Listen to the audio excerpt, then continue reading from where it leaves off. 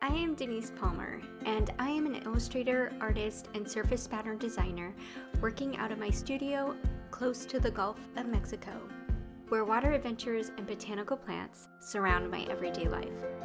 Welcome to these video chats, where I talk about some of the techniques I've used to create my artwork and chat about all things illustration, art, and design.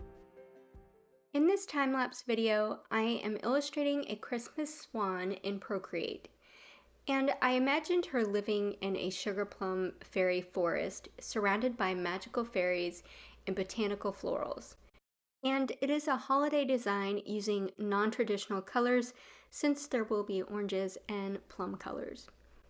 I wanted to decorate her with a golden necklace and headpiece as she was all dressed up for one of the many fairy holiday parties. While sketching her, I knew I wanted to keep her simple but elegant, and that her body would have gold monoline accents to give her a gilded look. I loved creating this swan for a holiday design because it's, not something that you traditionally see in Christmas decor, because you always see like Santas and reindeer and things like that, and so it was fun to try something different. I might have to paint her on an ornament someday because I had so much fun creating her. I added some flower details that look as if she collected them from the surrounding forest.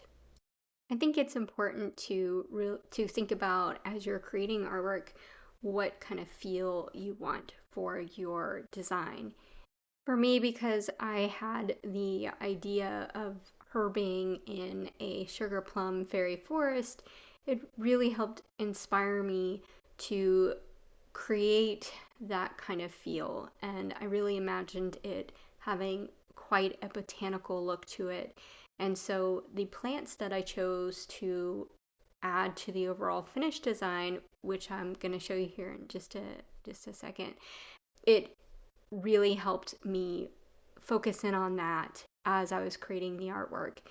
And I create all the elements that go into the finished design separately in Procreate, and then I assemble them in Adobe Photoshop. And here is the finished pattern design I created with the swan and the rest of the artwork that I drew in Procreate.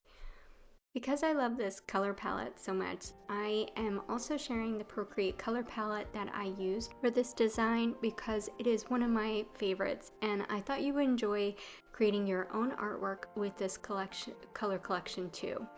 The link to get the color palette is below this video. I will be sharing more process videos, so be sure to subscribe. Thank you for watching.